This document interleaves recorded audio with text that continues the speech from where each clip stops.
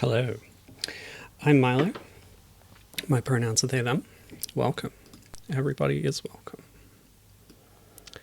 So last week we played a game based on a Snow White film. Not Disney's Snow White film, but a sequel made by Filmation. This week we're playing the Disney version. So I said last week, there's not a Snow White game by Disney. There's actually one on the Atari 2600, and maybe some others too. But the one we're looking at today is on the Game Boy Color. This is part of sort of a little trend. Disney was putting out some games on the Game Boy Color based on their older movies. We've played the Alice in Wonderland game on this stream before. There's also a Jungle Book game, which is also a quite old film, but Snow White, very, very old, 1937. But yeah, I guess it's kind of evergreen in a way, so Disney was, yeah, putting out licensed things based on it. I don't know if it's going to show me the credits later, so I might as well put them up now, and I'll tell you a little bit about the developer. We saw their logo earlier. Planet Interactive Development. It's going to give us the publisher credits first, of course. Don't like how the music pauses when these screens switch. That's a bit off. Anyway, Planet Interactive, they're pretty cool. So they're based in France, active between 1990. What's this? Mostly 99 and 2002, but they do have a credit in 94 for the Game Boy port of Mr. Nuts. So that's very relevant to this stream.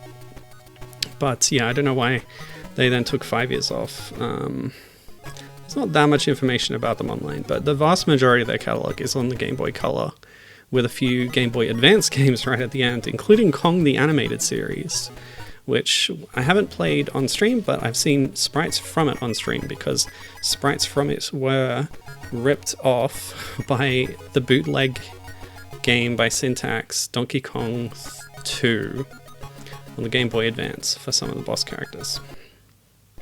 So that's cool. They also did another game that is very fond to me, Flipper and Lopaka, which is based on the cartoon.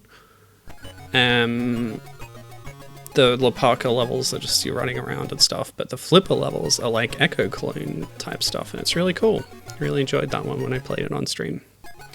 And I managed to get a real physical copy of it recently, actually, from a local secondhand store for only $10, which is pretty good when there's like game cartridges they have there that cost hundreds of dollars. That's just the retro market at the moment. It's insane. Oh, hi, Captain. How's it going? Listening for a while while you're on your walk. Nice. Well, I hope you enjoy how the music kind of stops and starts again whenever the credits screen changes. And yeah, you might notice that the names of the development staff are very French sounding, because this was a French studio. They actually did a lot of work for Ubisoft, and on the Game Boy Color, Ubisoft had this whole thing called the UB key, where if you use the infrared port on the Game Boy Color to connect any two games that supported the UB key feature, you find a UB key in game, and then you trade it with someone else, and it unlocks something. Like, it gives you a few extra levels in Rayman 1, for example. Or so I've heard. I've been meaning to go in and try it out and actually unlock the stuff, but I haven't got around to it. There's like 15 games or something that use it. I don't believe this game does, otherwise it would be on this menu. So now that we're back to the menu, let's pick new game and jump in. Oh god. Easy or challenge? Am I a dopey or am I a doc? Good question. Ordinarily I would say dopey. Especially today, I'm feeling very, very chronic today, unfortunately. But, I fear that easy will cut out content, so I'm going to pick challenge and see how we go. Story or playground? We'll do story. Playground will just let you play your levels without cutscenes, I expect. Oh, look at that. It's so crunched. This film looks beautiful, but not in this form, not really. Oh god. Oh man. The GBC just couldn't handle this, could they? Okay. Oh, these are nice sprites though, look at that. It's lovely. So of course we're playing as snow. And I've got a flower. Oh, those frames of animation. Captain's saying he can count the pixels. Count these are great. Oh no, you don't have that much end lag on your jump. That's just terrible. Okay, well we're grabbing flowers. I did go left at the start. Very unlike a platform game. Okay, so B will make you pick up even if there's nothing there. I do like the one little pixel for the eye and the one for the mouth. That's very much my style. That's how I draw. Individual pixels for features. I love that. Just the absolute least detail you can get. The Konami style, like for Castlevania, would be to leave details off entirely. I actually love Castlevania sprites that have no faces. It's just a great look. Who's this? So unlike with Happily Ever After, I did not watch the film in preparation for this stream. So I may be a little lacking in detailed knowledge. Oh, okay. So we're in a big 2D level that we're warping through. That's very Lopaka style. Considering it's the same developer, I'm not surprised, really. This is actually one of the latest games that they created, according to Moby Games, although there's some overlap with the years. 2001 was the last year they did GBC games. Like, the GBC wasn't actually around very long in the first place. Let's jump off here and see what happens. Yeah, after this they made GBA games in 2002, and then they folded, unfortunately. Oh, hi, Bob is in the chat too. Hi Bob, how you doing? Saying, hey there, since you got a theme going, will you be doing the NES prototype of Happily Ever After? Considering this is the first I'm learning of it, sure, I'd love to. That sounds great. Is it, like, complete? Is it playable? Oh, books. A spooky skull. Scientific glassware. Okay, so it's a little bit of an exploration thing. The platforming doesn't feel good because you have so much end lag on Snow's jump.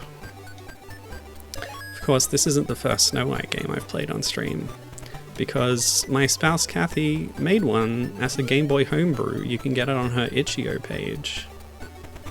It's called Little Snow, and it's a fun little puzzle game. I recommend it. Okay, so I'm missing one flower. Yeah, that was good. That was a more, yeah, a different take on the original story of Snow White. There are parts of the original tale that were sanitized for the Disney release, although Kathy didn't go that far in her game. YouTube says that yes, it is playable. Okay, great. Well, I'd love to. Yeah, I'll check it out.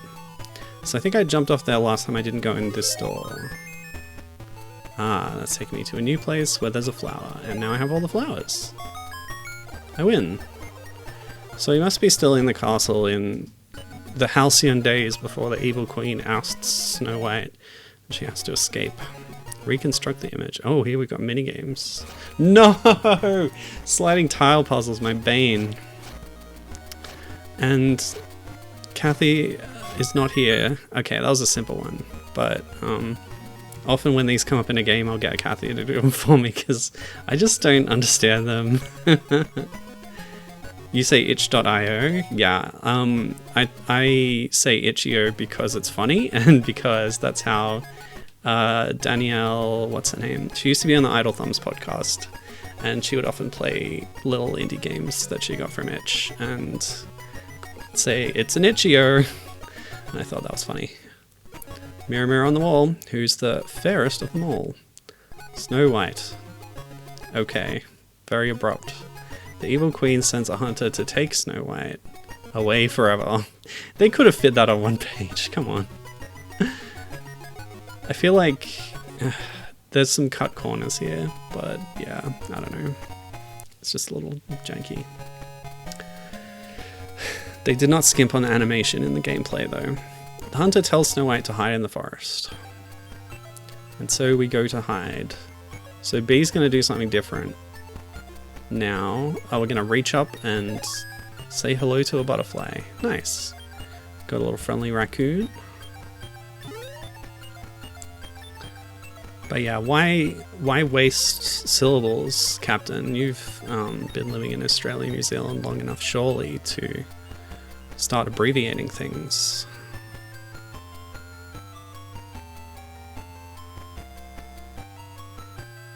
Why say itch.io when you can say itch.io? Or itch, or just e. Just say e. Okay, so this is kind of an exploration game, I guess. Not a whole lot of platforming going on yet. Oh, it's Owl from Winnie the Pooh. There was a Winnie the Pooh game, maybe 2 Winnie the Pooh games on Game Boy Color. But I didn't count them as part of the, like, Alice, Snow White, Jungle Book thing, because, yeah, like, Winnie the Pooh is always getting new stuff. Although, having said that, they did make direct-to-video sequels in the 90s. For the Jungle Book, I don't think they did one for Snow White or Alice, actually. But Jungle Book definitely got one. Why do you say ACT instead of ACT? You got me. I'm a hypocrite. Actually, let me rephrase that. No, I'm not going to. I must not have gone in this one. I'm just not sure where else all the butterflies could be. There we go. This reminds me of catching butterflies on the end of your Deku stick in Ocarina of Time, and they turn into a fairy. Did you know that? That's a fun little feature. So many little hidden things in that game. I don't know if it still persists in Majora's Mask. Actually, do you get Deku sticks in Majora's Mask? Yeah, you do, don't you? I think so. So maybe there was another branch over here. Aha! There we go.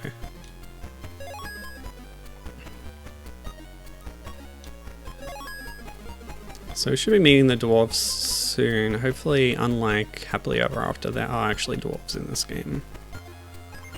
And then I've got some prepared material about dwarves.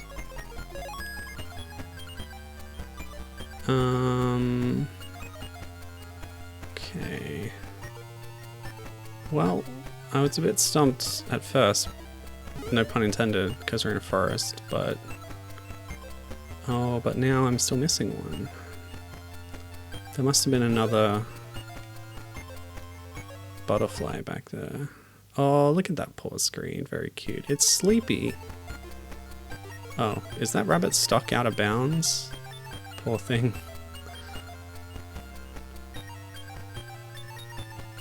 I did look at if there was a Snow White bootleg as well, because I love playing bootleg games. And I don't think there's like a unique one. There might have been a sprite swap or something. Oh, go left at the start is always the answer. It applies to Donkey Kong Country, it applies here too. Okay, love to see a password. God, it's hot. I should probably turn the aircon on. Yeah, I'm gonna do that. Here, enjoy this music. I'll be right back.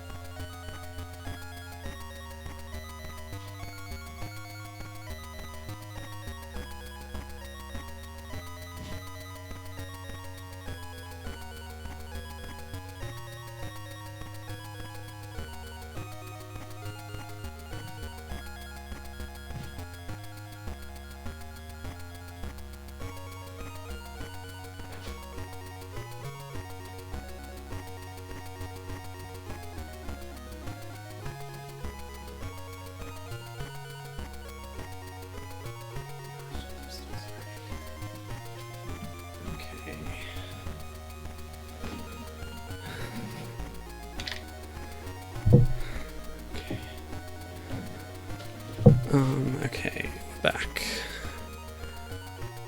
Got some new idle animations in our isometric zones, that's nice.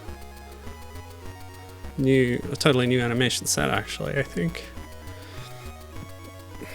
You can see that Snow's sprite is actually smaller than before. Her eye and mouth pixels are now adjacent. And gosh, the way her shoulders inflate as she breathes. It's like Samus's Varia suit. Okay, B and A do nothing here, so we're actually pretty much in homebrew Little Snow territory here, where we're just navigating a maze without an action button, which is cool. Oh boy. Oh, really?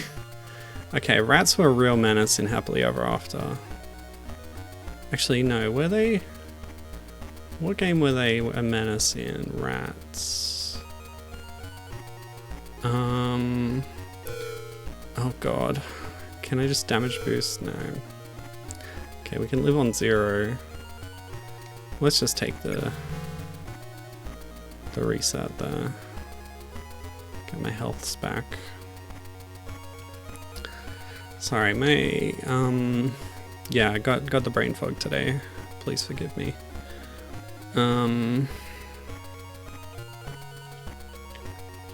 Yeah, okay.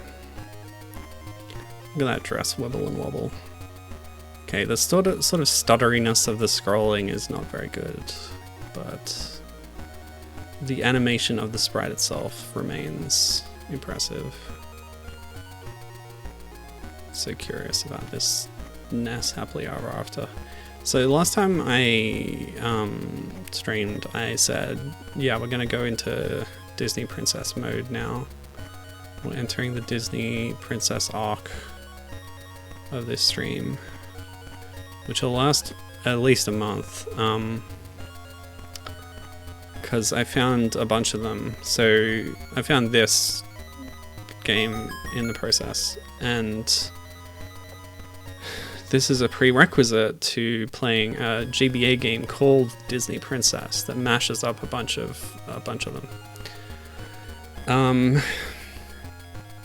But before I can play that, I also need to play some of the other things some of the other ingredients that make up the mix there. So there's like a Belle section, so I got to play a Beauty and the Beast game.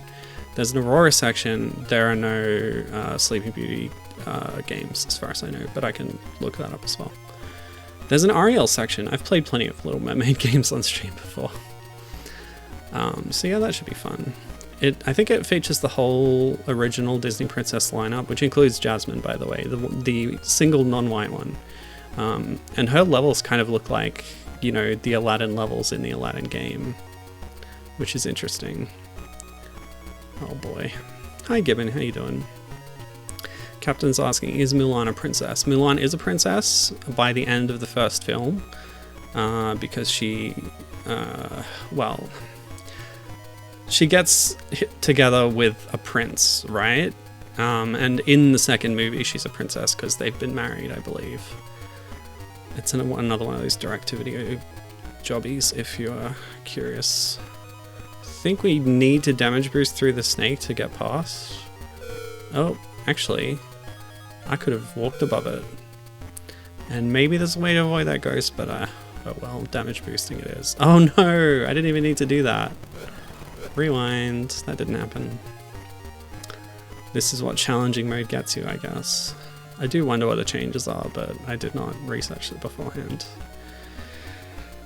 I believe Beast is a prince who has been cursed. But yeah, Mulan, like I said, Mulan's a princess, but she's not in the Disney princess, quote unquote, like, branding, right? Only certain princesses are in the Disney princess branding, and it's, I guess Snow White might have been part of it. It's like, I don't know when it was launched, but like, putting out a new Snow White game does kind of tie into it. So like,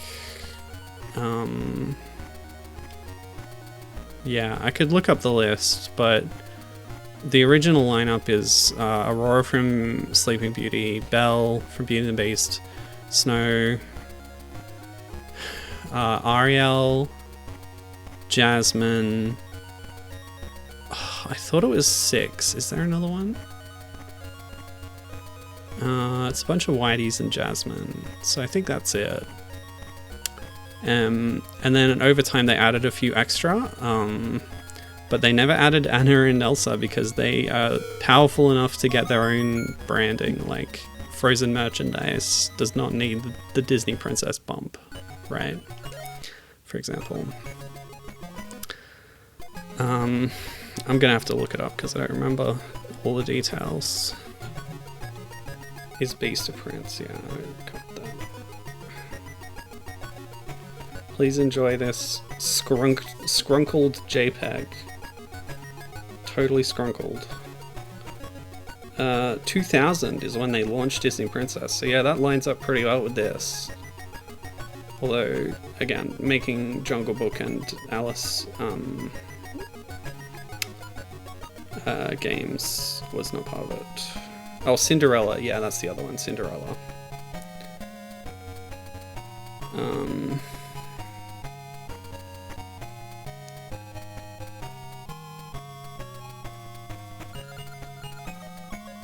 Okay, well, I don't know.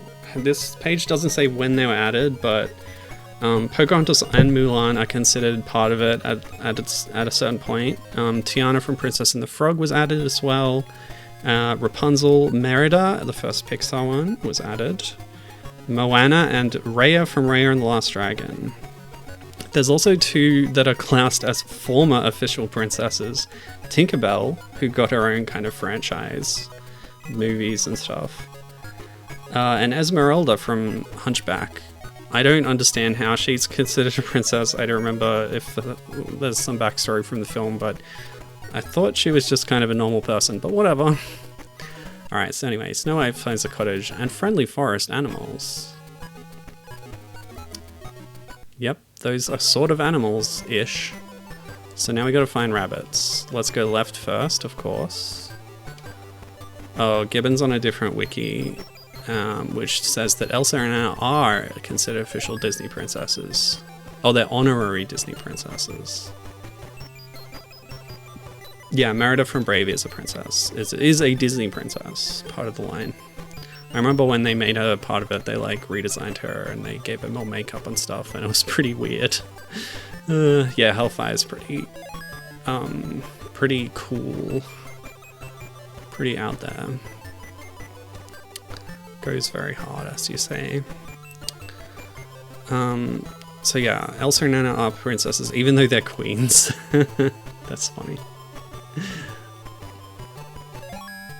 I guess that their younger forms are princesses, which you do see in the film. Alright, let's go right first. Also, Gibbon made a good point there, which I haven't mentioned yet. Realistically, Ariel would have been tan as anything, or alternatively sickly white from lack of sunlight.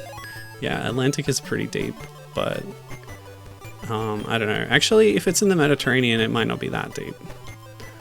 But yeah, don't really say where it is. But that seems a likely place for it.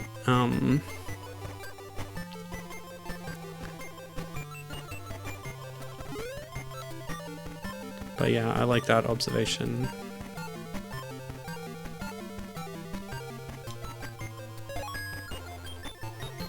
And the live action one had a sort of different idea of mermaids, which was also interesting.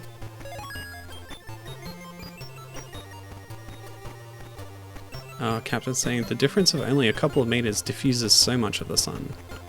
Ah, okay.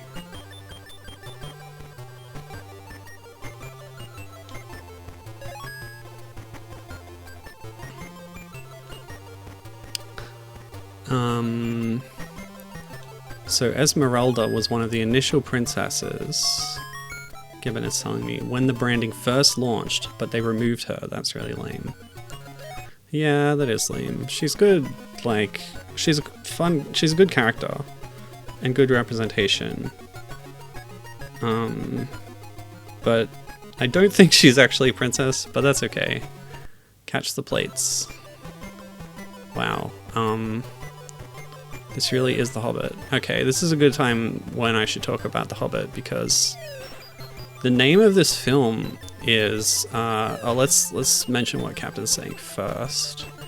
You can see the effect of the light underwater. You can see that effect in sharks held in captivity versus in the wild. The ones kept in shallower pens are way, way darker. Interesting. Yeah, there's a sort of camouflage thing that you see in sharks and dolphins and other species, where they're dark on top and light on the bottom. Because if something is above you in the ocean looking down, it's darker down there, so you'll blend in if you're dark on top. And if it's below you looking up, then it looks lighter, so they're lighter. That's really cool. You can observe that in a lot of species. But yeah, like the whole washing dishes thing reminded me of The Hobbit. The name of this film is Snow White and the Seven Dwarfs, Dwarfs, whereas J.R.R. Tolkien actually innovated a spelling of the plural of dwarf, which was dwarves, and he did a similar thing with elves, making it VES, inspired by, like, you know, Scandinavian linguistics or whatever it was. Since he was a linguist, with the VES at the end, which became a kind of, because Tolkien was so influential in fantasy literature, became a sort of standard when you're talking about dwarves in the context of fantasy worlds or interpretations of, like, these sort of gnomish folkloric characters. Yeah, it does fit other English words, like Captain says, like half and halves, but that just wasn't the standard until Tolkien sort of brought that into the wider public consciousness, I guess.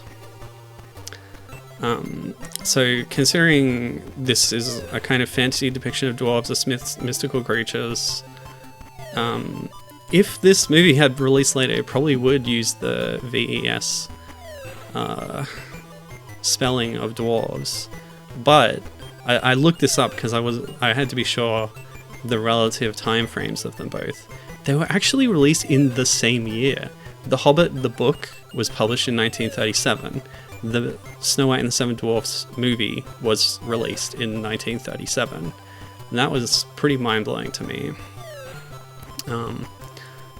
Like, the kind of two big pop culture things that have a big group of dwarfs in them, and they released in the same year. It's kind of wild. Does this just keep going until I lose or what? Okay, I win. Nice. Just when I was wondering about it. Wait, the deer shoved another one out while I was doing my animation.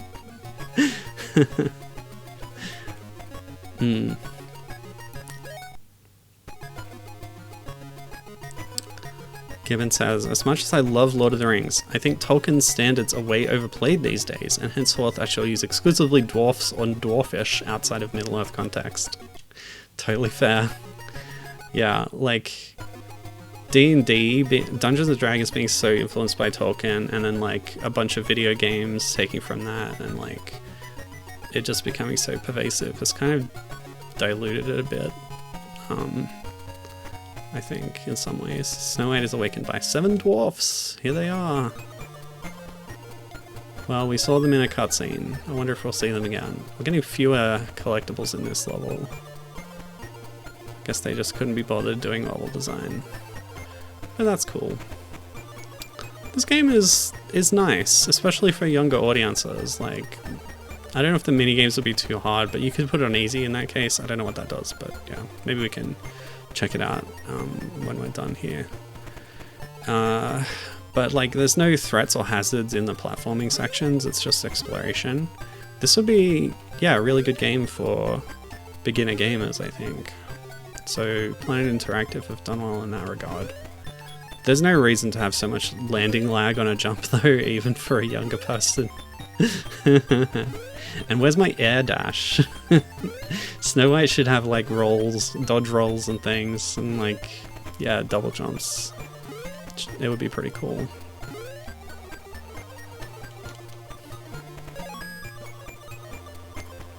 Ta-da! No fall damage, no damage at all, no health bar. We did have the hearts in the top-down sections, to be fair. So is there something over here? God, the end lag, I just hate it. Yeah, okay, anyway. Yeah, I wonder where I can get the NES prototype of Happily Ever After. Very curious about that now.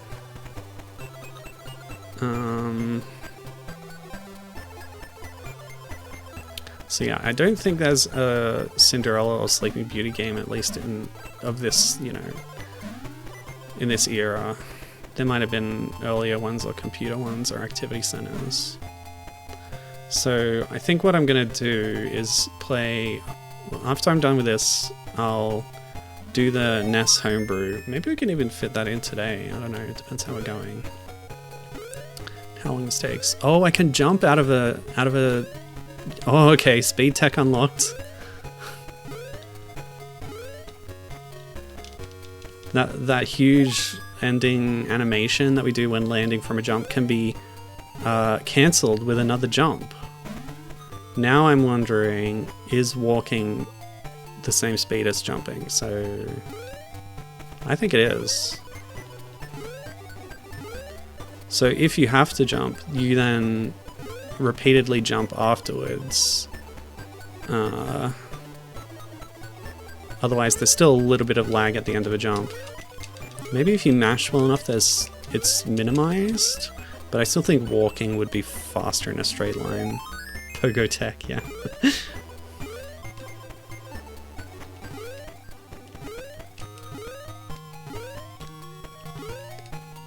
think this is a new path.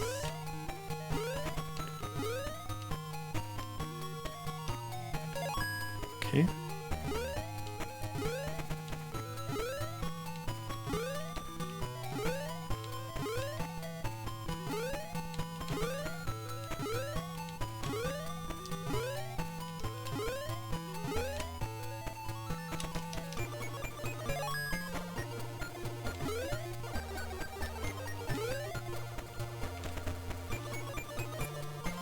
Oh, it's Dopey, I think. Those really are giant ears, aren't they? Okay. So what do we do next?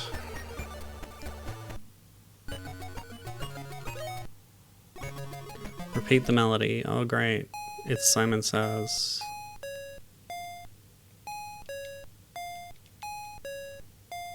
At least we get some cute dwarf animations along the way.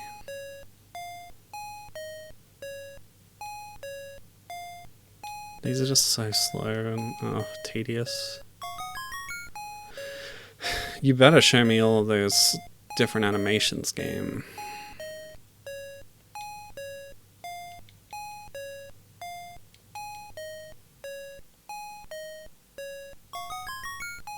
Is the game volume at a good level that you can hear things? Oh, thanks for subscribing, Cap. I appreciate it. 14 months. Nice job. You put the money in the machine. I appreciate it.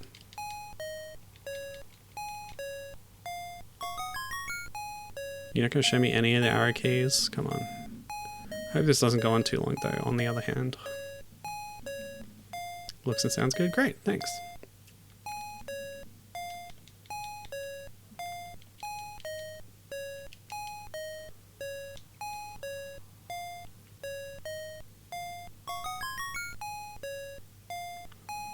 Hoo boy. These sequences are probably shortened on easy mode if I had to guess.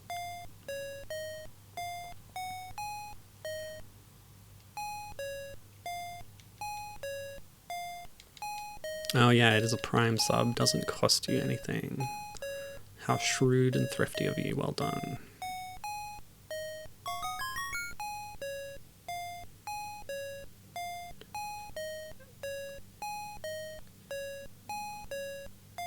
It's not completely costless because you do still have to subscribe to Prime.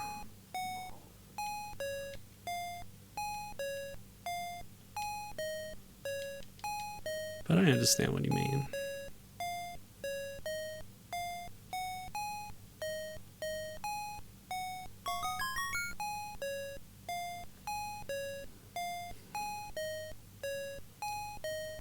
So in the Atari game, you play as a dwarf. Or some of the dwarfs. You're not going to give me down? I'm just going to press down and see what happens. Oh, it's going to replay the whole sequence.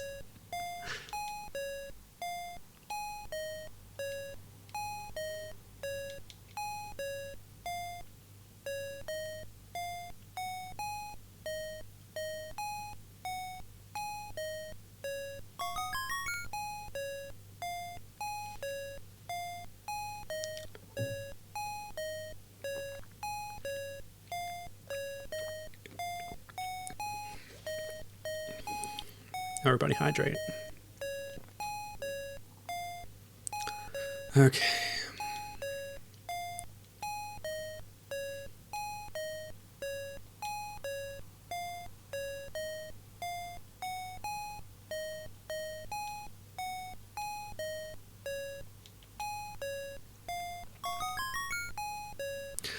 Oh boy, it's still going.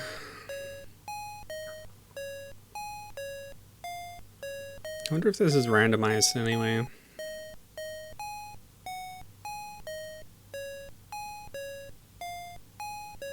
Oh, really?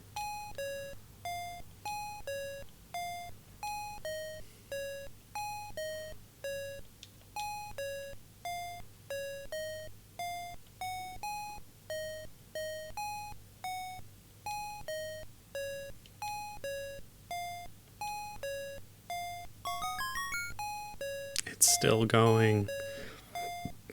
3, 4, 5, 6, 7, 8, 9, 10, 11.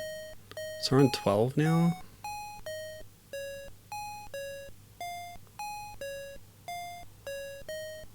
Really? Still haven't seen down.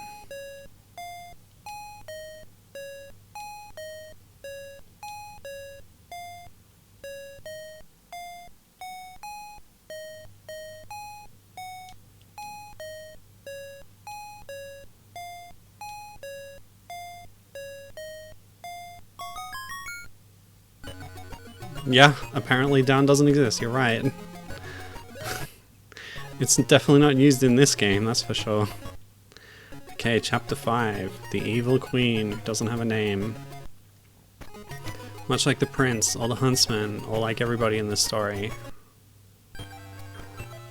I'm not even sure if Snow is a real name.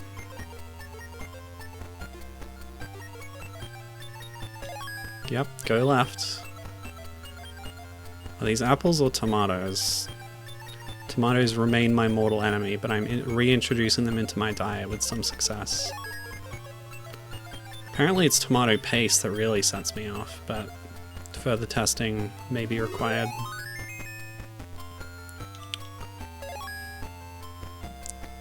So yeah, and whether that extends to other nightshades, which I've been avoiding, but yeah, worth testing whether I'm actually intolerant to them. The Evil Queen has a name, and they're cowards for never using it. Oh, okay. What is her name? Is it in the Grimm story? Is it even the Grimms who did this one? I don't remember. I'm gonna assume it is.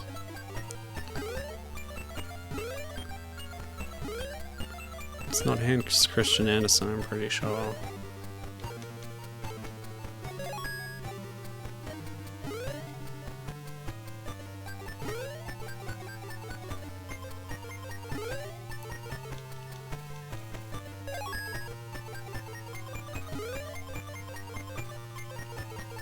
Her brother has a name. It's Malice.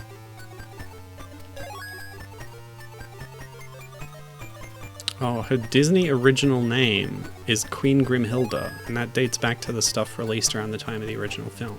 Huh. I learned something today.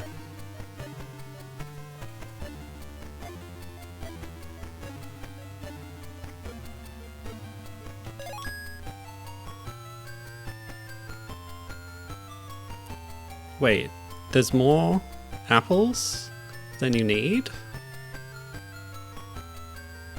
Curious about what's at the end of the screen. It's just going to be the same old stuff.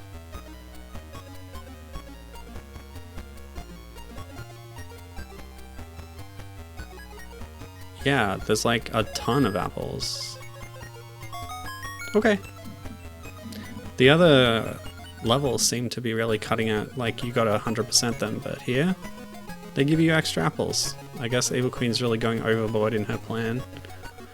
The Evil Queen changes into a witch to visit Snow White. Right. Sure. This screen. Never has that scrunkliness looked so awkward. Yeah, okay. You chow down on that, Snow. Snow White eats the poison apple for some reason and falls into a deep sleep. Remember this password. Run to warn the dwarfs. Oh, who am I playing as? A deer! Oh, that's sick. Okay, I can speed up by pressing right and slow down by pressing left. Can move up and down. It's a belt scroller. We're doing a beat 'em up now. This is great. It's an auto-running belt scroller. Oh no. Oh, this is fun. We got to give this deer a name, since nothing, you know, people, a lot of people in this movie don't have names, although the queen does. So what are we going to name the deer? Cottontail. Oops. Deer gives up, starts grazing. What do we do? Start again? Okay. This time I'll use rewinds. Okay. Oh, okay, so I don't know if this movie got a direct-to-video sequel, but there was an animated Halloween special that Gibbon's telling me about, which establishes that the Queen's Cauldron, Grimhilda's Cauldron, is the Black Cauldron, the eponymous of the film of the same name, retroactively placing it in Prydain. That's cool. Yeah, the deer was not hurt, it just got bored. Also, Gibbon is like pulling out the research to school me here, and I love it. Snow White's name is indeed Snow White, but the original character was supposedly based on Countess Margareta von Waldeck, who was sent off to marry a foreign prince and died of neglect. Her husband was known for using child labor in his kingdom's mines, hence the diminutive people mining. Wow. Wow. That's fascinating.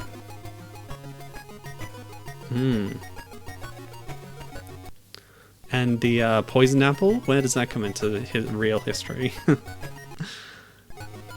Yeah, the deer still gets bored and leaves, but it fulfilled its mission. You know, she's a real hero of this game, that deer. I'm gonna name her Margareta, after the original story. Yeah, that's what we'll do. The prince's name is Ferdinand Florian. Is that the Disney one, or is that something else? Ferdinand Florian. I can't believe he didn't even get a name in Happily Ever After, where he was like a major character. Anyway, the witch flees the cottage to get back to her castle. Oh! And now we play as one of dwarves. Is this Grumpy or what? I'm not sure. He looks like he's got a little bit of a scowl going on, so he seems Grump-esque. And you'll be happy to know he has virtually no landing lag on his jump. He can immediately start walking again after landing. What a hero. Prince Florian Super Mario Wonder crossover. That's probably where they got it from. A lot of, like, yeah, that kind of stuff. Captain confirming this is Grumpy.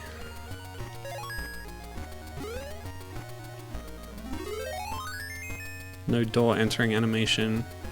Let's check for idle animations. Do something, Grump. Ooh, okay, that poison does come into it. It is suspected that Margareta's in-laws poisoned her food, which led to her death. Wow. What a tragic story.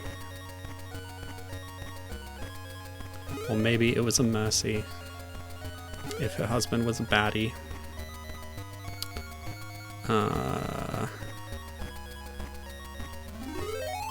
No landing lag because he is so stout, yes. And he appears to not be wearing shoes. Oh no, they are a different color than his skin. It's the same as his hat, actually. So it looks like this is just a loop unless we're on a different layer here.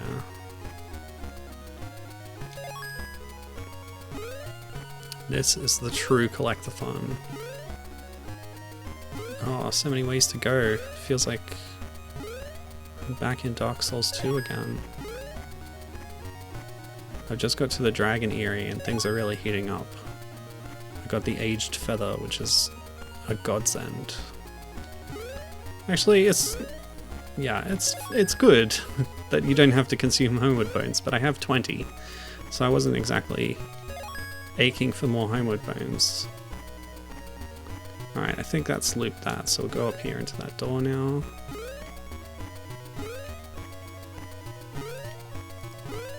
Yeah, Dark Souls 2 is great, by the way. Check it out today.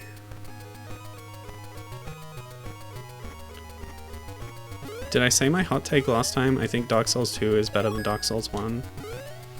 I'll just drop that and move on. Yeah, okay.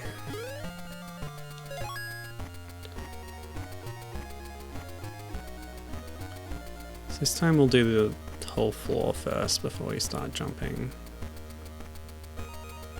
Gibbon's partner shares my opinion, but by induction you do not. Which is fine. But it's good to know I'm not the only one.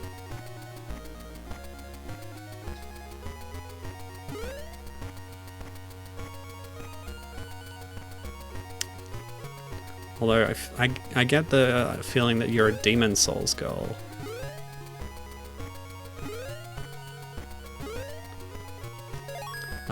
Gibbon is not making an informed comment because she has the least experience with DS2. Well, it's got a lot of good ideas.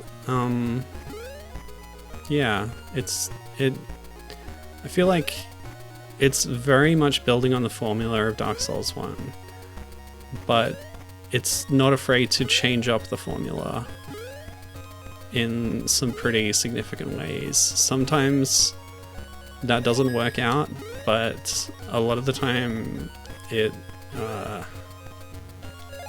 is an improvement, I would say. Oh great, I'm missing one. No.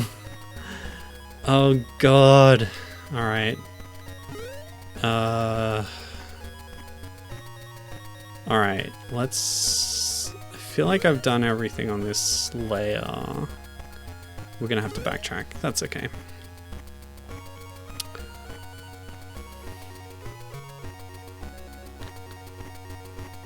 Gibbon is absolutely a Demon Souls girl, she says. Nice, nice, nice. Yeah, about Dark Souls 2. Gibbon saying she feels like it gets unfairly maligned for being a product of the quote B team while Bloodborne was in development by the quote main team. Yeah, I think that is a prevailing opinion, and it is unfair. Like, whatever the development situation is, DS2 has good ideas, and yeah. Hello. How'd you go?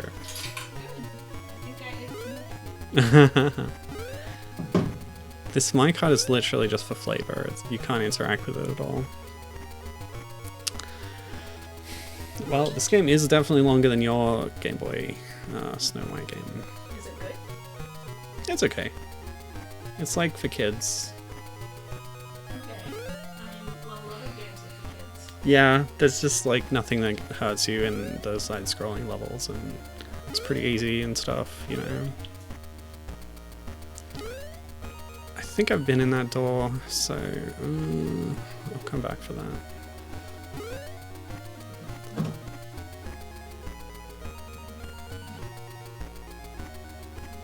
Oh, it looks pretty good.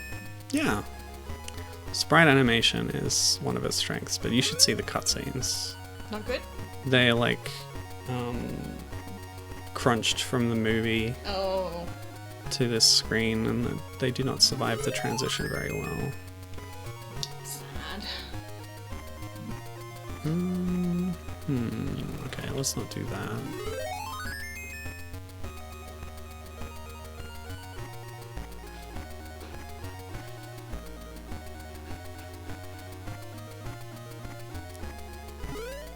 Can't reach that one.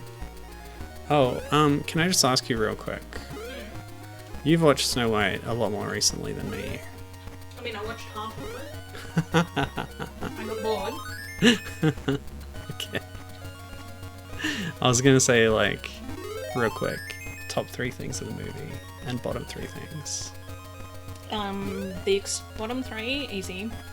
The extended sequence of the dwarves getting up to antics and falling over things and getting scared. And then the washing song. Oh yeah. Yeah, I like that. The washing song in the Hobbit movie was pretty good, actually. And then probably just the general animation style is a bit slippery. Oh, okay. I'm not a huge fan anymore. And then top 3.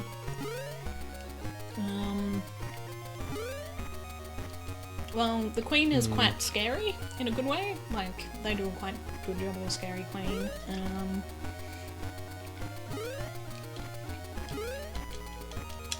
The forest scene is kind of fun.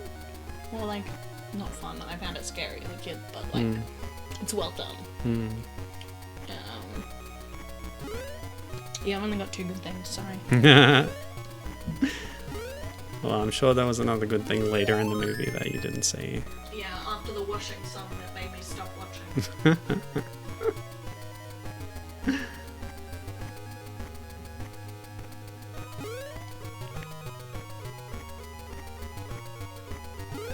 That's what Bilbo Baggins hates. Okay, so I can get up here. And I want to go in there. Because, yeah. Nothing over there.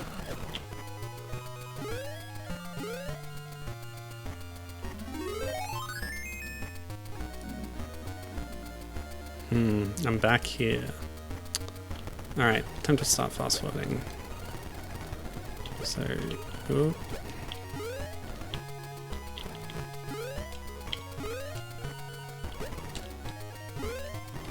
Did I go all the way up here?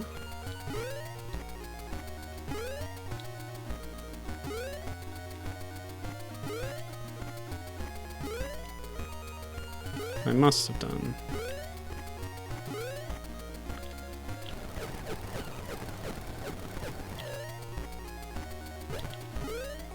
Oh. That's a tight jump. Oh, there it is. Oh, jeez. It's such a big level. It's tricky. And no arrow icon pointing me to the next gem. Like they had for the level exit in Happily Ever After. Okay, defeat the vultures. Whoa. What? Is this in the movie?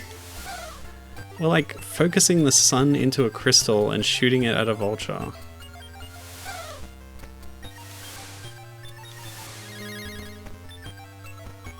I gotta do that 20 times? It took like 5 hits to kill the thing. And they have the iframes.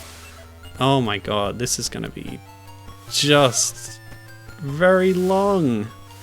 So, let's talk about something. Let me check my open tabs. Oh, I already talked about all this.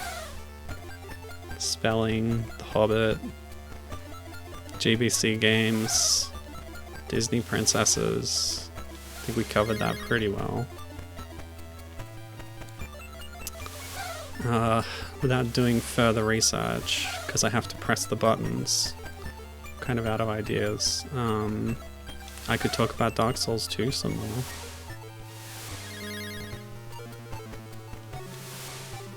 I could talk about Shade the Changing Woman.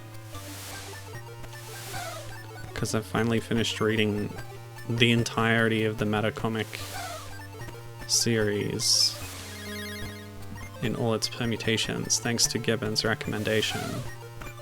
And it was very good, it was very interesting.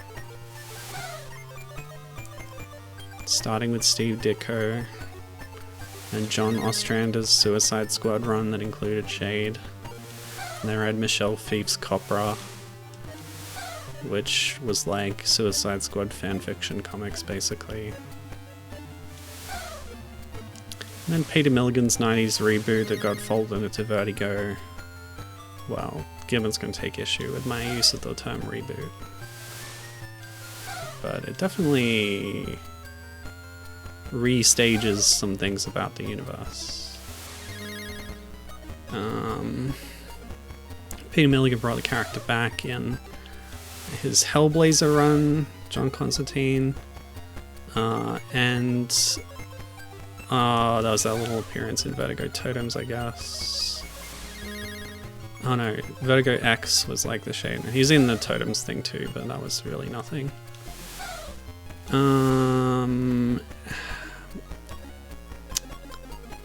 What was the other little thing? Yeah, so I guess after that was Flashpoint, Secret 7, and then that was Milligan again, and then he did the first arc. Oh, 2 at once, thank God. Speeding up ever so slightly.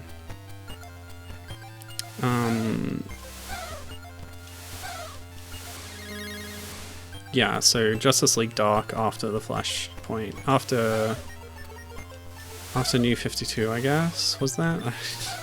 I've had trouble keeping up with all the ridiculous DC reboots and crossover events. Just checking if I can press different buttons or charge this up at all. No, it's just the same every time. So yeah, Justice League Dark had Shade for a little bit, and then he went away because Milligan stopped writing it, and I guess wrote him out because he didn't want anyone else to write him or something, I don't know. But then Cecil Castellucci and Molly Zacconi reinvented the series for Young Animal, the late lamented Young Animal imprint of DC, where it was Shade the Changing Girl and later Shade the Changing Woman.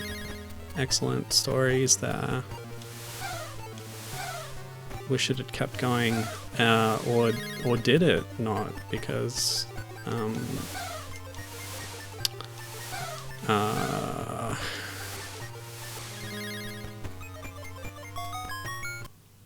okay. Yeah, Zacconi has been posting things on Blue Sky recently. Sketching Shade and Luma and other characters. She's drawing something. The signs are there. She is definitely penciling and inking Shade and other characters of that comic for some kind of project that has not been announced. The witch to the cliff and she falls far away. Okay, Snow is still in a coma at this point, unfortunately. We do not get to play the title character for the longest levels in the game, and I think that's a shame. It was a shame they never incorporated the Dwarfelles in Happily Ever After. But, oh well.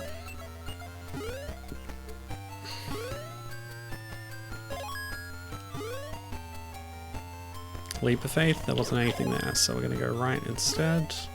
I think there wasn't anything else I could reach here, so... Oops. Oh, there's this. My mistake. Alright, we'll continue here before going in that door. What's this? Nothing, okay.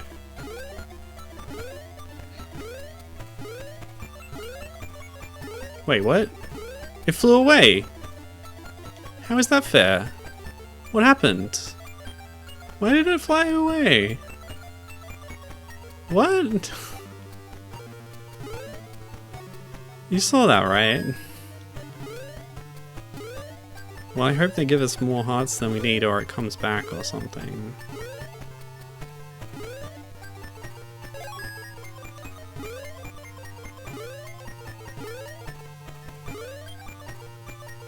Oops.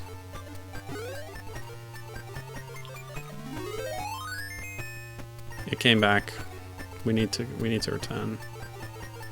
Wow, that's a long way to go. We need to go back. Okay, don't fly away this time. It's very rude of you to do that. Alright, so that door is going to take us somewhere.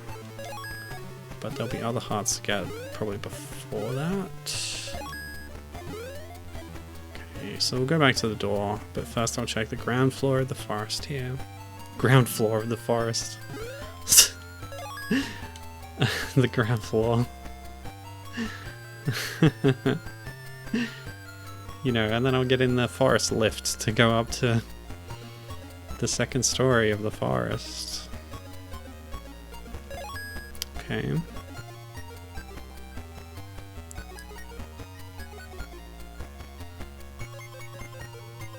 Anyway, yeah, I don't know how well I can explain Shade, the Changing Man, in my current mental state, but it's a really cool comic. Starts out as like a pretty weird and out there superhero comic, and then yeah, Suicide Squad. Whenever anyone is part of a big like team, they don't like.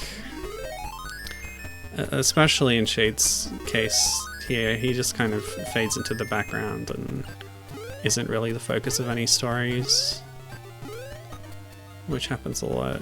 This kind of thing. It happened to the Animal Man in Justice League Europe as well.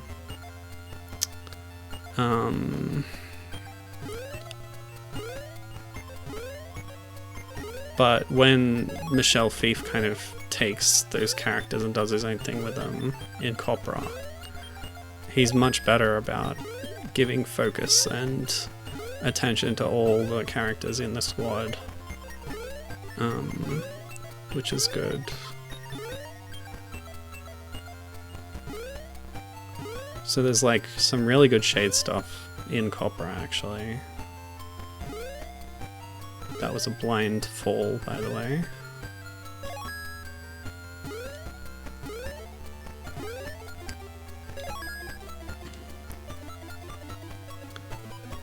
Yeah.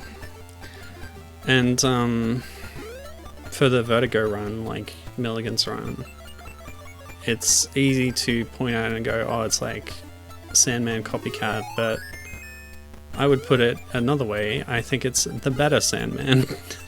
Because I reread Sandman recently and I wasn't that impressed for a lot of it.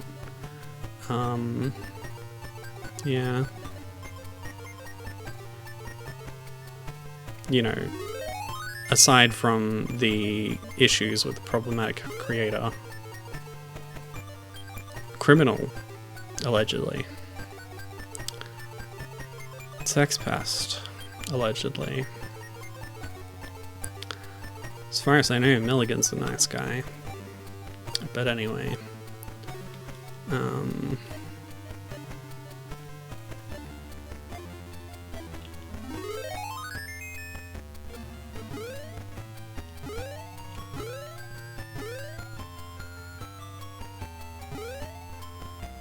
I think Shade, the comic and the character, is always at its best when it's weirder, the weirder it is. Because that's the whole thing, like, he's from an alien dimension that's totally different from ours, right? He can warp reality. It should be strange. I think for the most part Milligan's run is a lot weirder than Castellucci's, until Changing Woman, which is the last arc of of her run does get weirder, and I love it for that. So, you know, she's still drawing something, so presumably Castellucci or somebody else is writing something too. And if it continues on that trajectory, then I'm all on board for it. Alright, so I saw a heart sort of floating somewhere, so I think I need to fall down onto a branch, but I'm not sure exactly where that is. So we're quite close to ground level here. So further right. Oh, but this is... Have I been... Oh yeah, that's where I came out, so... It's over here somewhere. Aha, there. This may take a bit of trial and error. We can't move the camera. Oh! Maybe we can. I'm not sure how I did that.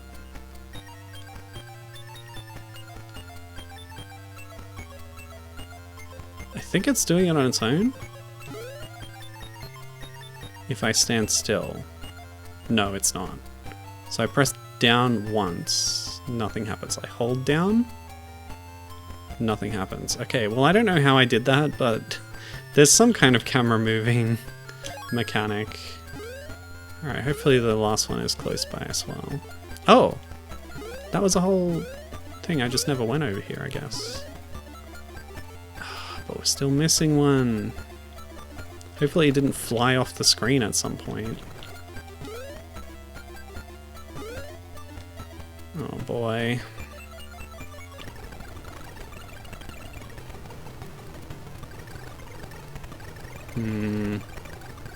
Just get a good sense of this layout. I'm sure I've been everywhere. Yeah, okay. Here we go.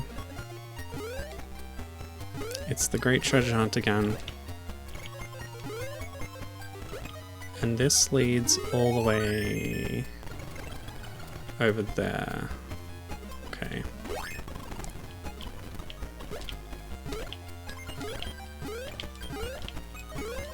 Do micro turbos, yeah. I'm really worried about... Like, we saw a heart fly off the screen. It did come back, but that means that any one of them could fly away, right? And what if I miss that one? And how do I get it back?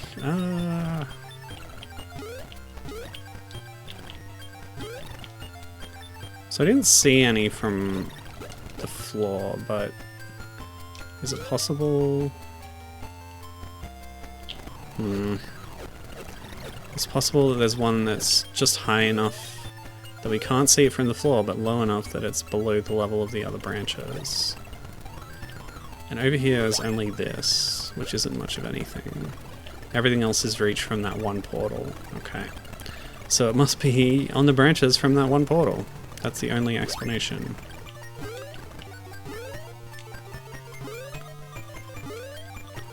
What is she drawing? We must find out what she is drawing.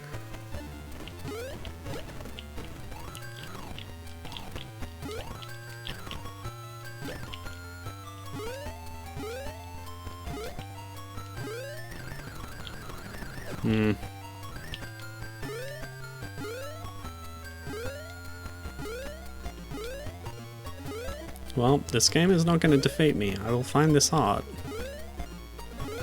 If I have to be here all day.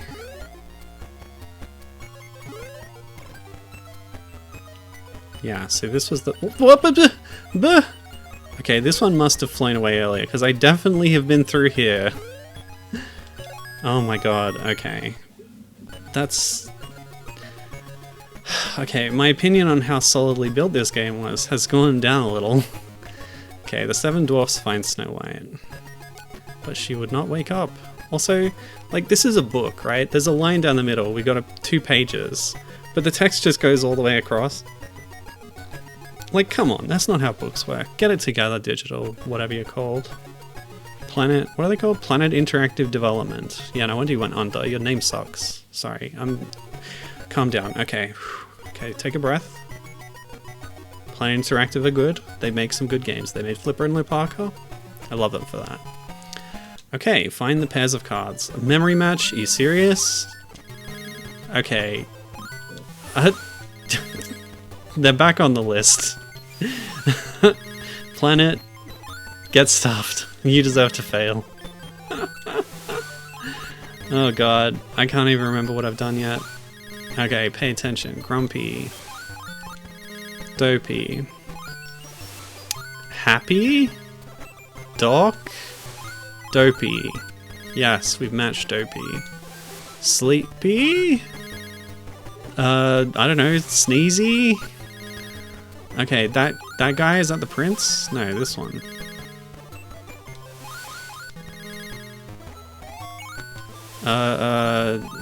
Passive-aggressive dwarfy.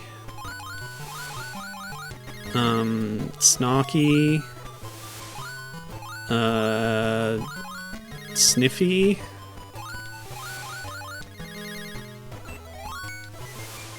This one is Sanguine Dwarf. Sanguiny. This one is Jolly. This one is slightly less jolly. Where were you? Over here? No.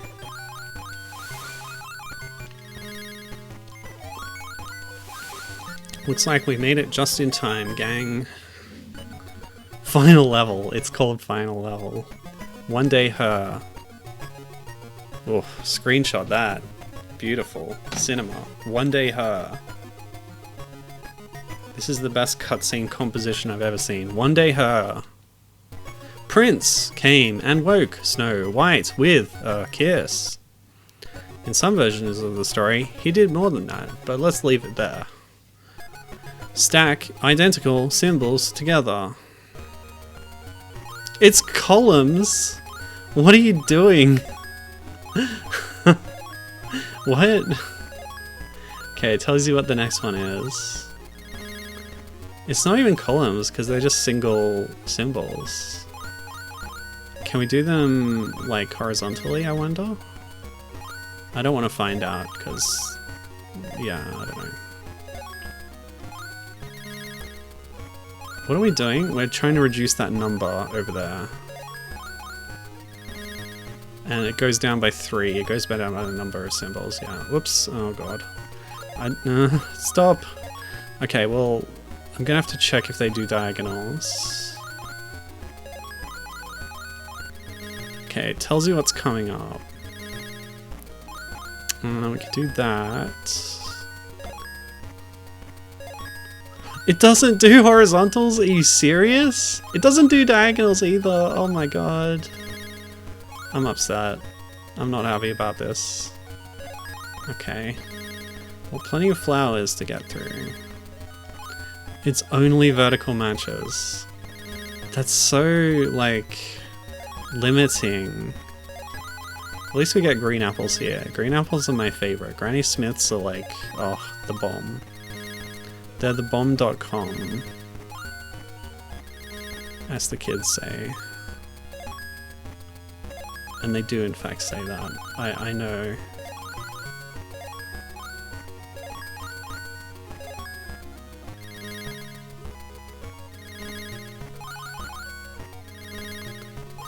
It's just like, there's no complexity to this if you don't allow different kinds of matches. It's just completely brain dead. But the pace is also really fast. Like, when you're evaluating whether this really would be good for young kids, like, yeah, I don't know. Oh, I should check what happens if you, like, bomb out and just fill the screen with crud. Let's see what happens. It's just gonna reset the screen, isn't it? Yeah, that's what it's gonna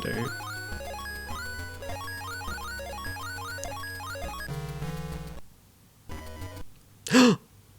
There is a game over. What? So that's when you enter a password. Wow, okay.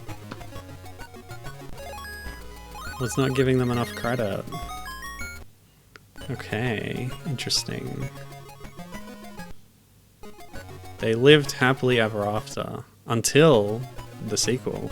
We still get at the end. Okay. And yeah, the credits again, which we saw at the start. I'm gonna look up like a long play of the happily ever after NES prototype, just to decide whether we should play it today, but I'm also feeling really bad, so this might be a good place to end. But yeah, I'll check. Happily ever after NES prototype. 15 minutes? Okay, let's do that now. We're doing it now. We're going live. Yeah, it's okay, you know, I'm used to it. Okay. So I'm just gonna go to my local flea market, find a prototype cartridge. Because they always have them at the flea markets, you know, they're very good places. Here we go. Let's go to my favorite stall. Oh, okay, we can't download it from archive.org. I mean, the flea market. Oh, but we can get it from this different archive.org entry. Okay, whatever. Okay, so we've got it from the flea market. I'm bringing it home. I'm putting it in my dumping machine. Wish your health was more consistent. Hey, me too, buddy. I did everything right yesterday, and I woke up with a score of 1 on my tracker thing, which goes off my heartbeat, which is an indicator of chronic fatigue symptoms. Okay, so we could do this. Then we go to capture.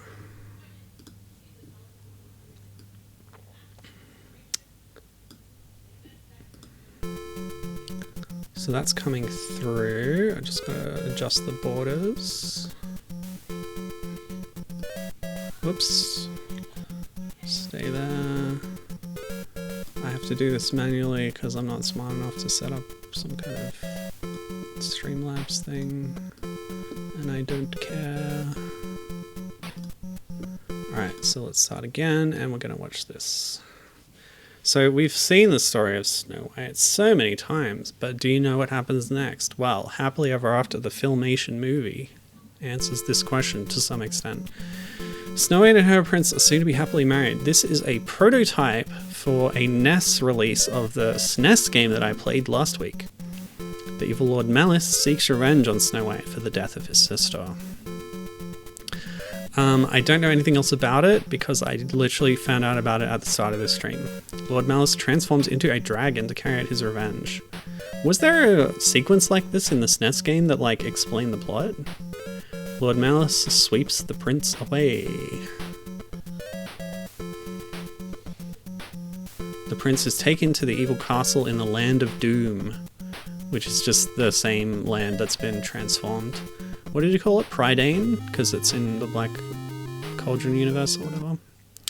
Alright, so that was that. I just want to double check if the SNES game had an opening like that, because I might have just not watched it, you know? So I'm just going to launch it and like wait on the title screen for a bit. I'll make sure I'm capturing it. This one? Okay. So that was the credit sequence from when we beat the game. So yeah, we'll just check it out. 1994. Yeah. And the NES game had a 1991 date in it, didn't it? Just now. So I don't know if that's the movie trademark or if they had it in development at that time. It would not make sense to release a NES game in 1994. So yeah, they must have tried to get one out for the release of the film and they couldn't. So maybe they got it out for the release of the like VHS. 3 years is a long time though. Yeah, so from the title screen it goes high scores and then credits.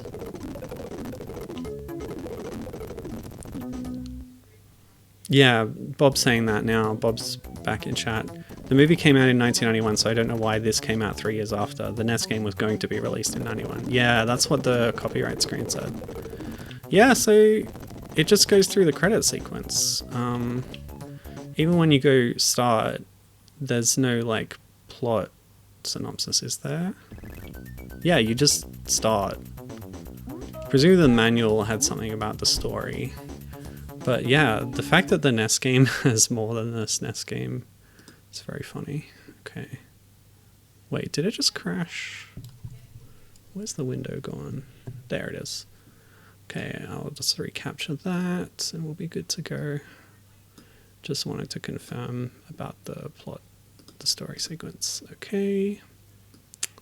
Dwarfelles. Dwarfelles is not a name that was attached to the other one. So yeah, they had a different company making it, I guess. Unless that's the publisher.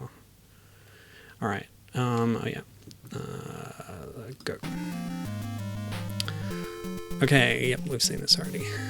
So, I wonder if this is going to give us a choice. The Dwarfelles are here! I am Blossom. This is Jar Jar Gabor, by the way. Lord Malice has taken the prince to his evil castle in the Land of Doom. Take this flower as my gift. It will help you cross the lake. So they're involved in the plot and the gameplay in some way. That's way better than the SNES game. Be careful, Snow White. Thank you. Lovely. Oh, look at that map. I love this. That looks incredible. Looks like we've got 4 levels coming our way. So yeah, just like in Little Mermaid 2, the sibling of the bad guy comes back for revenge. We don't get the chance to play as the Shadow Man / Prince, whatever his name is, that Gibbon said earlier. In this one, we're just Snow White. And yeah, it's obviously a very different game. Look at those graphics. The background is really cool. Maybe a little too much dithering, but I like the distant mountains look. And this sprite, this is very, like I was saying before, Konami Castlevania style. Snow has 2 pixels of face and no features to be seen, and a huge mass of hair. I love it. I love the look. It's really cool. These fish aren't bad either. Oh, the hurt sprite. People think that Atlas developed this, according to Bob, so there's no credits or copyrights given, but that's the theory, apparently. Good to know. Wow, Atlas. Yeah. Does it feel Japanese? I guess so. It's like the whole giant free-roaming level design of this SNES game is a bit more Euro, whereas this is more in the traditional Japanese style platformer, left to right type thing, bit simpler. So yeah, I guess I would accept that. Atlas. What else was Atlas doing in this era, 1991? Whoops. What was that? It was like Pac-Man or something. Very strange. Yeah, we'll try to evaluate how this lines up with the movie. Okay, so Blossom gave me a flower to use on the water. Okay, that's not it. I'm trying all the buttons I have, including Castlevania's up.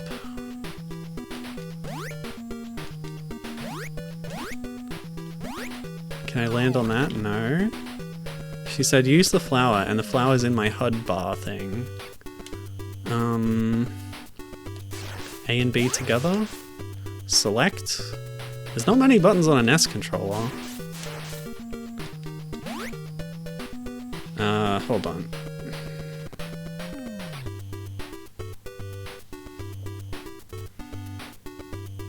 Let me see if there's any tips online. Tips and tricks. Oh, the Hidden Palace release page. That might have something.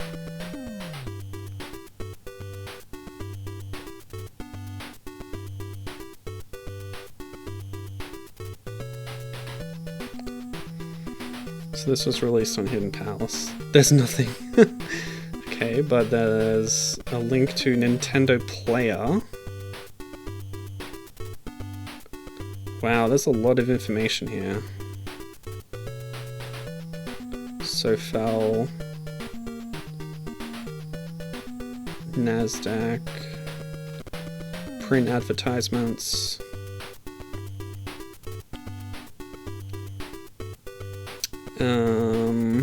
Yeah, what about the game?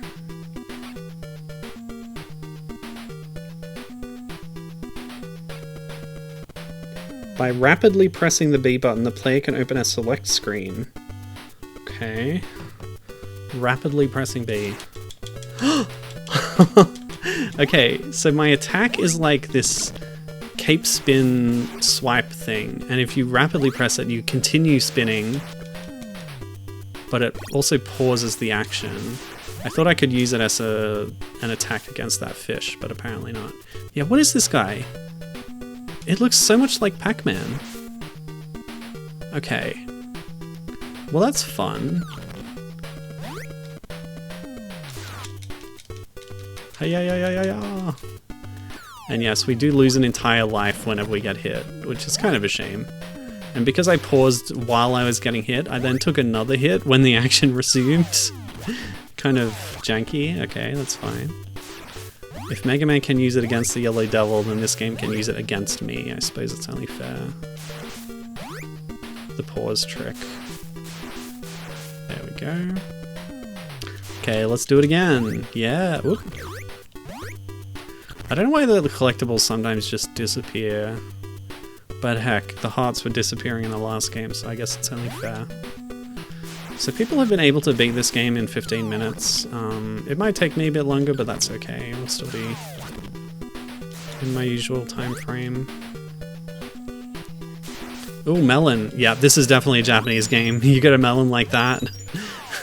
It's obvious. Very Yoshi story.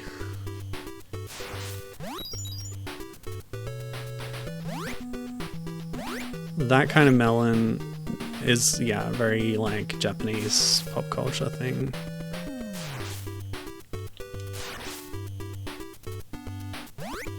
Now if it was a rock melon or a cantaloupe. And look, we're in the same level, right? But we've transitioned to a different tile set within that level. That's really interesting. We've got like a dark, stumpy forest now.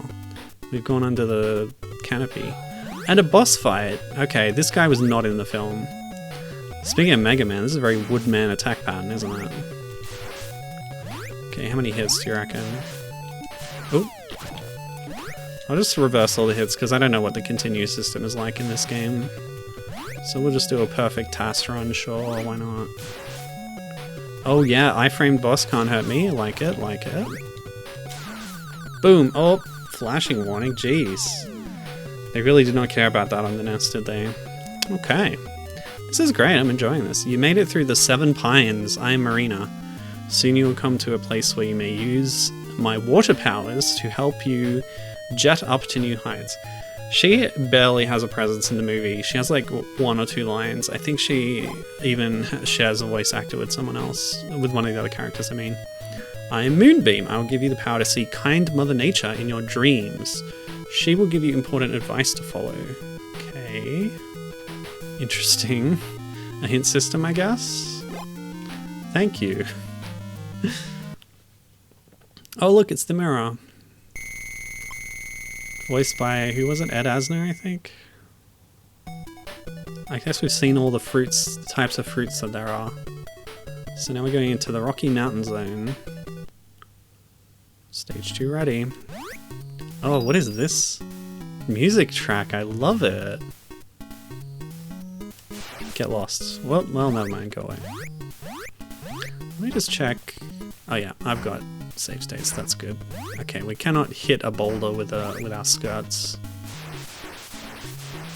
That is a cape flick, isn't it? It's not like a hair whip. I was keeping a list of like platformers where you attack with your hair. We've done a few of them on stream. I centered a whole stream around it at one point. But since then I've actually added some to the list because Freedom Planet... Oh, a strawberry, that's new. Maybe each stage has its own fruits. What the heck is this? A wolf or a mountain cat? I don't know. Yeah, in Freedom Planet, the main character, Lilac... what's her last name? I forgot. Lilac the Water Dragon. Yeah, she can, she has an attack, because everybody attacks in that game. And yeah, like her sort of head tendrils are referred to as hair, and whoa, okay, sure, just kill me. Alright, let's test our new powers. So what does this do? Probably contextual if there's water around, so nothing. Mother Nature is visiting us in our dreams and says literally nothing. Okay. Is she gonna warn me about the collapsing bridge if I'm on the bridge screen? No? So that is Mother Nature from the film. She gave the Dwarfelles their elemental powers and expects them to act as agents of her. Excuse me? What? Oh, they're like timed? Do I have to do it again? I'll just stand here, I guess. What? Jump onto it? Yeah, okay, cool.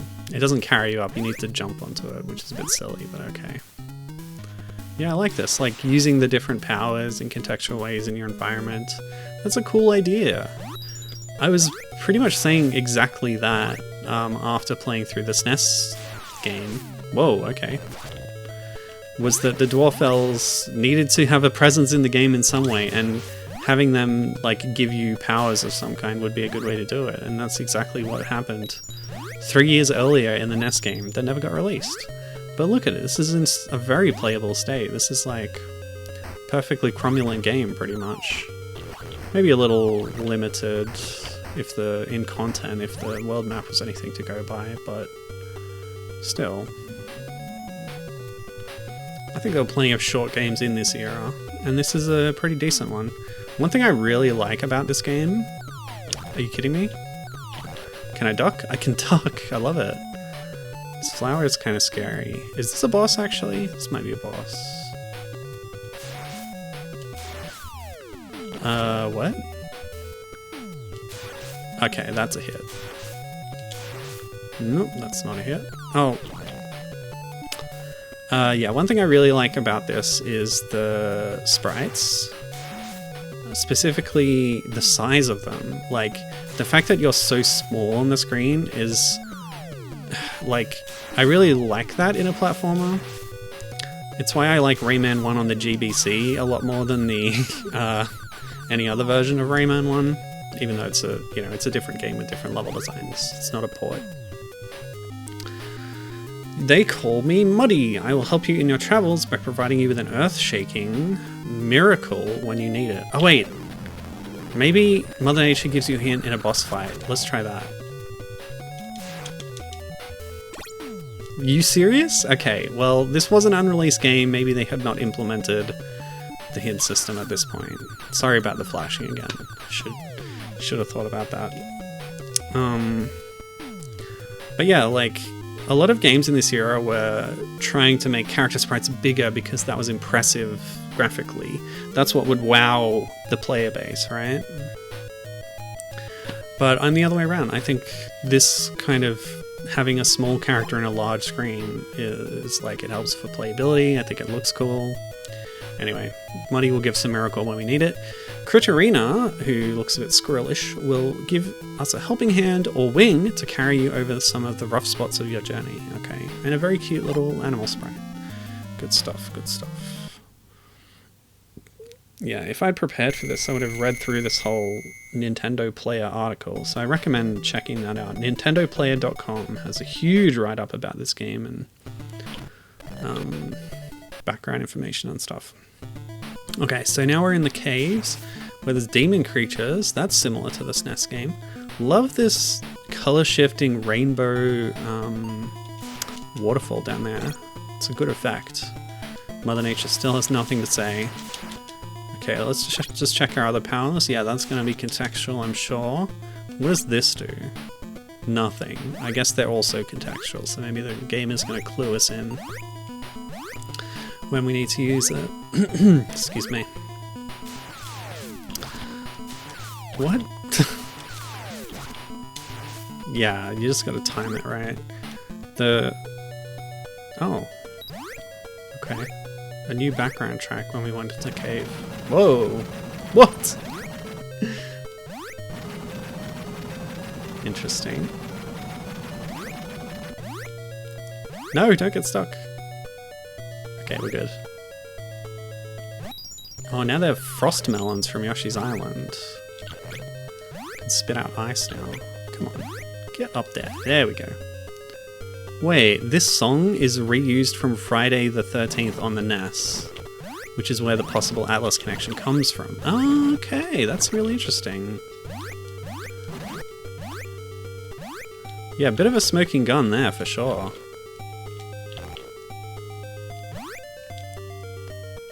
Yeah, interesting. What? Oh, okay, we need a miracle. That's what we need. Who's got power over giant rocks? Why, it's Muddy, of course. With her earthquake ability. And we know what these holes are. Is it the same as before? It is, okay. Hey, Critterina, help me. Or not. Giving you, like, new combat abilities would be nice, but yeah, everything seems very contextual. Which is fair, but, you know, it's a less interesting way to do it. But at least it's something, unlike the SNES game, which had nothing. No... no Dwarfelle representation at all. Excuse me.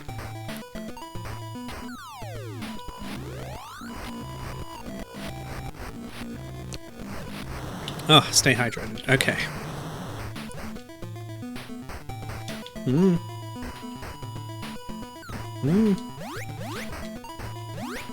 Oh god.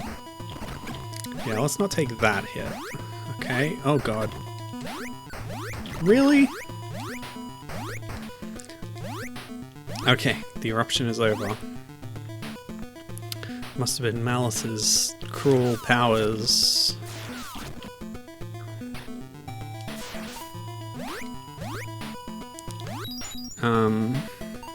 Aha. How will I ever cross this gap? Oh! I was just about to comment on there not being the owl and bat characters from the film, and here they are helping me already. They sort of become good guys at the end of the film, but here they've turned to our side much earlier. And, like, there were bats before in the cave, but they were, like, more realistic looking, or less cartoonish at least. But this is fun. This is like a bird wearing a bandana. Could just be plumage, but it's got the look of a bandana. This is pretty cute. Okay, if I hit it, its iframes will protect me. As long as I time it right. Yeah, there we go. Yeah, none of these powers are going to help, because they just don't work like that. But hey, let's ask Mother Nature what to do. Yeah, thanks a lot. So helpful. For an all-powerful nature goddess. Kind of no help at all.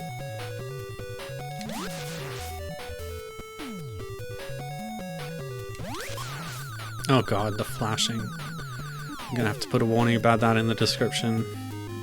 Whoa, okay, this is Sunny? Yeah, my name is Sunny. I control the power of light. I will serve you by blocking those evil rays from the eyes of Lord Malice. Okay, that's not at all what she does in the film, but okay, good. Good luck, you are very close. Also, her skin tone was like bright red in the film. I am Thunderella. I will use my lightning power to help you. My lightning is more powerful than your magic cape against Lord Malice. Magic cape? Oh, right, yeah. So in the climax, Lord Malice has a magic cape that turns people to stone, and they use that as a threat against the goodies. But they don't actually use it to beat the baddie. I don't know, it's weird. He turns to stone, but like not because of the cape? I don't know, it's weird. Anyway, I guess she had it the whole time in this game, so yeah. Now it's all just going to be contextual again, isn't it? So we use Thunderella's power against... Okay, we're getting a hint delivered directly to us without using the hint power. Okay. Let me focus on this. Enter the world of mirrors through the looking glass in the next room. It is in this world that you'll find the evil Lord Malice. Okay. Entering the mirror dimension. That is definitely not in the film, but It's a fun idea. What the heck is this? What was that? Like a crocodile? Why are there crocodile baddies? Well, I'm not complaining, they're cute. This guy's cute too. Okay. You know what I love is a teleporter maze, not... Oh, by the way, they made me do a sliding tile puzzle earlier. But it was really easy, so I did it. Good job. Mm-hmm.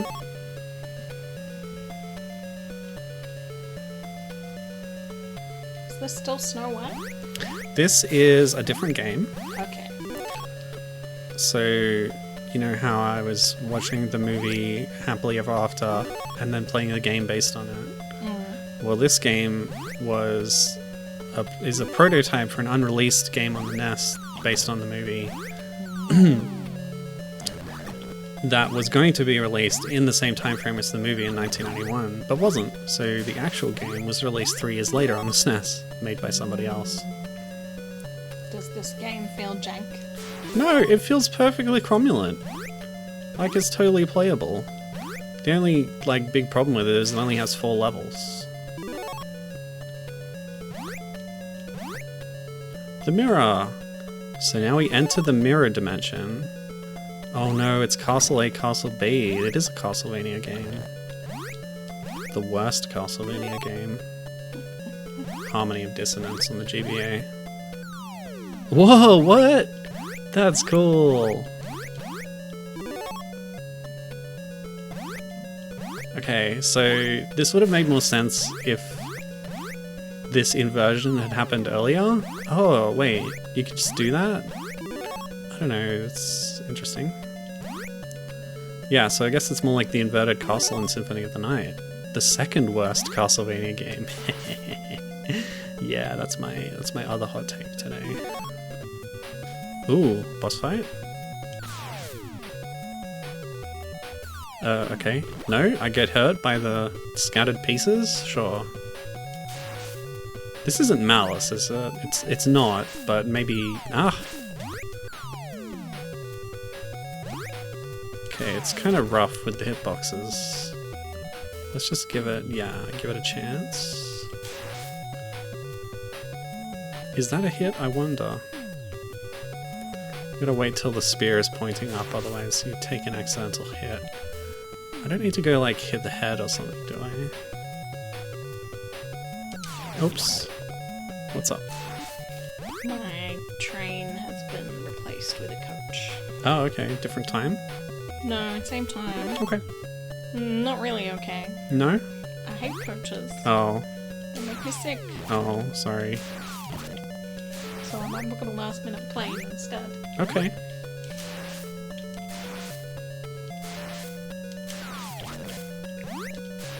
Yeah, it's like a 4-hour trip, so if you get sick, it will not be pleasant. Exactly. What? Why did they cancel the train? It says planned track time. Good. I was saying that this is not a very planned plan. They gave you, what, 5 days notice? Yeah. Well, the train there is still a train. Just the train back is a coach. Oh. The train back is a coach. Have you paid for a ticket yet? Yes. Can you get it refunded? Maybe. They're not super expensive. Compared with the flights. But I don't have to pay for the flights. I can still access the work booking for the flights. I don't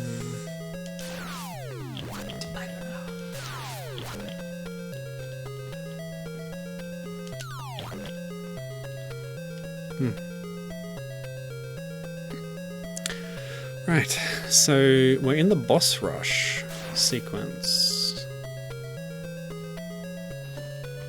A great way to end any video game, not. But hey, Super BC Kid does it, so I can't be too mad.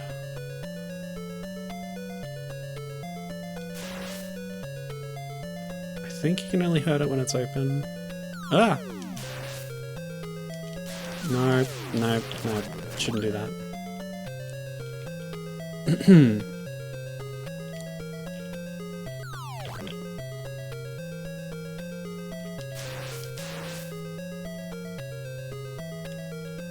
Hey, Thunderella, can you just, like, make an early appearance?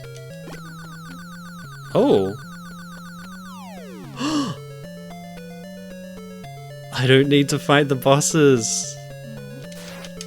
Thunderella just zaps them. That's sick. I love it!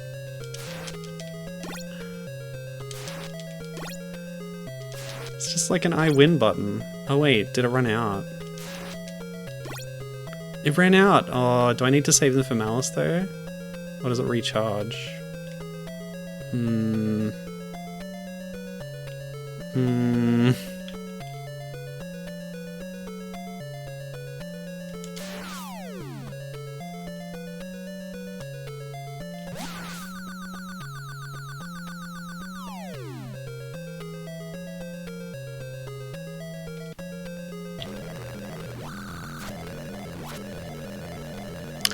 I'm just gonna reverse back to before I used it.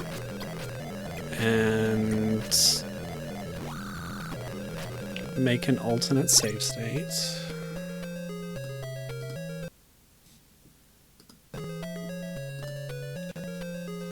And load back here and see if I need it. Okay, so this is Malice, the baddie. Whoa, that acrobatic jump. Very impressive. Oh, I'm dead.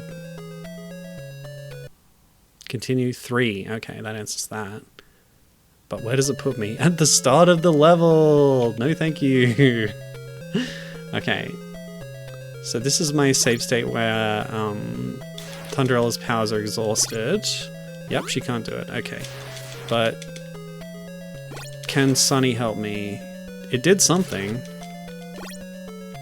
Oh, only once? Okay, maybe they're just like single-use special powers. Yeah, because I can still hurt him with a cape. Yeah, they seem to be exhausted.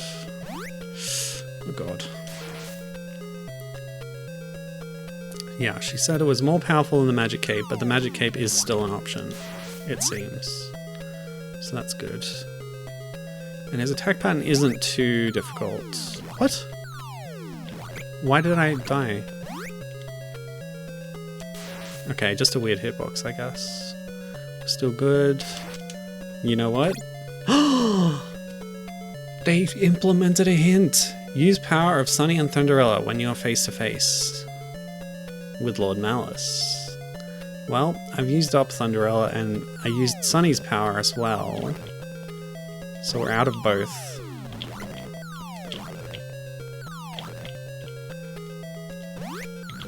Okay. But also, I already knew that because Sunny and Thunderella told me. Weird hitboxes. Okay, so the attack pattern is getting harder. We could probably, if we were really bold, go up and hit him over that side of the screen, but it's kind of a bit dangerous. Oh, he just didn't attack that time. Okay. He just decides how often he's going to attack.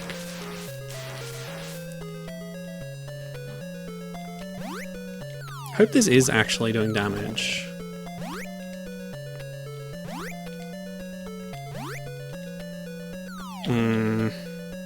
Okay. It definitely seems like it is. He's doing the old video game flashy routine. We're really on the razor's edge here. Dude has the hops. Okay. Come on.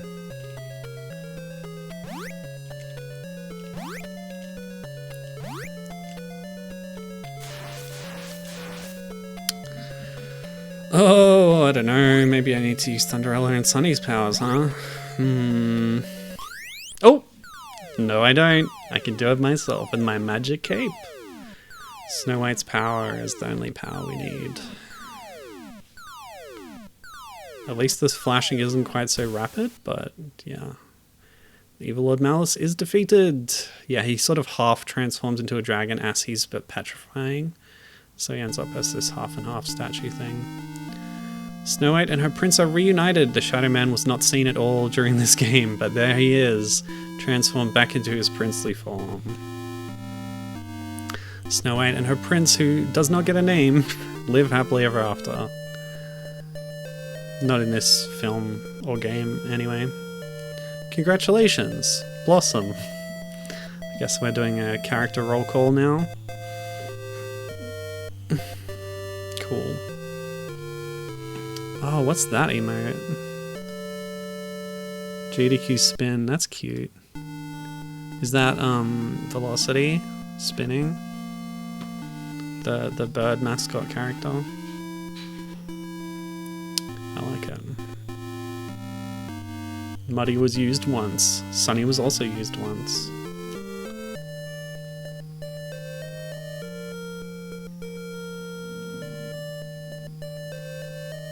The character designs are cute. Good to see the Dwarfelles put in an appearance. Between both games, we get the Shadow Man and the Dwarfelles, I suppose. But not both at once in either game. The end. Oh, Captain just got back. Well, I don't know how much of this bootleg... No, sorry, not bootleg. Prototype unreleased NES game you saw. But this was the Happily Ever After film tie-in game that was supposed to come out with the film, but didn't. And we just played through the whole thing. It's like 20 minutes long. And this is a reset the console situation. Yeah, okay, Captain missed 100% of the NES game, but it was pretty good. We think it was made by Atlas because they reused a track from their Friday the 13th game. This is what Bobinator told me. And yeah, it's decent. Like, it kind of reminds me of the Capcom Little Mermaid game in some ways. Just because it's short. I don't know.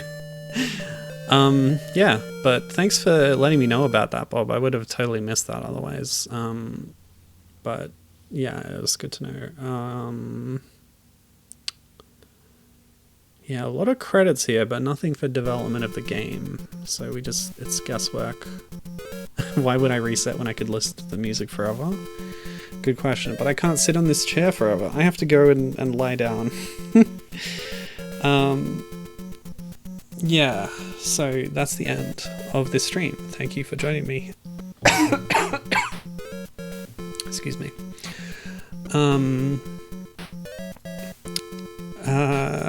Yeah, I guess I don't have anything else to say, but this was fun. This was Snow White. And now that I've played 3 Snow White games, we're all prepared in the Snow White department, but there are more preparations to be done. Before I play Disney Princess on the GBA, I have to play at least some Beauty and the Beast game. So that will be next week. The Mega Drives, Beauty and the Beast, what's it called, like Belle's Adventure or something? I've got it here.